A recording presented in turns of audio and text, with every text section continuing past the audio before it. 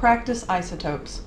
In this worksheet, all of your answer choices all of your answers up through number 11 are going to look like this. So you're going to put the element symbol and its charge.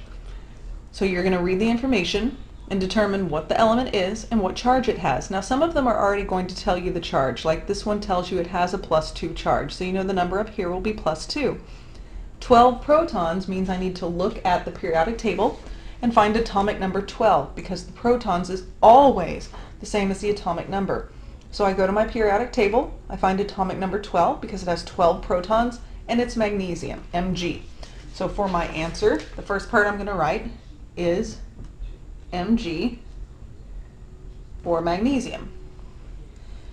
The next thing I need to do is put its charge. It's already given it to me, so all I have to do is add a +2 to this and my answer's done. On number 2, it's not quite so simple. This one tells me the number of protons and electrons, and I have to figure out the charge based on that information. Now the nice thing is it tells me 30 protons, 28 electrons. Which one do I need to look at to figure out what element it is? Always the protons. Don't forget, you always look at protons. So 30 protons means I look at atomic number 30. Here's atomic number 30, and it's zinc. So I'm going to write Zn as the first part of my answer. And now I just need to figure out what charge it has. Well, I know protons have a positive charge. I know that electrons have a negative charge.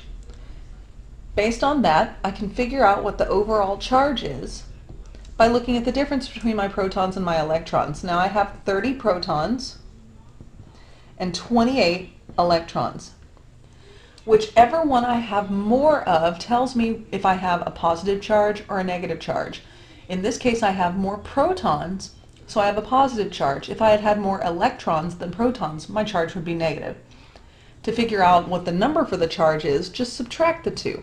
30 minus 28 is 2, and I have more protons, so it's a +2 charge because protons are positive, and I have 2 more of them than I have negative. So Zn +2. No, they will not all be +2. So if it doesn't give you the charge in the problem, make sure that you compare the number of protons and the number of electrons to determine which charge it's going to have, positive or negative, and how much it will be numerically based on how different they are. Once you get down to number 12, it's going to change from giving you the charge as a number to giving you the charge as a word. So dipositive, trinegative, and unipositive. These are just telling you charges. Uni is 1, like a unicycle has 1 wheel. Dipositive means 2 positive, because di means 2, and trinegative, like a tricycle, has 3 wheels, right, in a tricycle. Trinegative means 3 negative. So it's just giving you this charge as a word.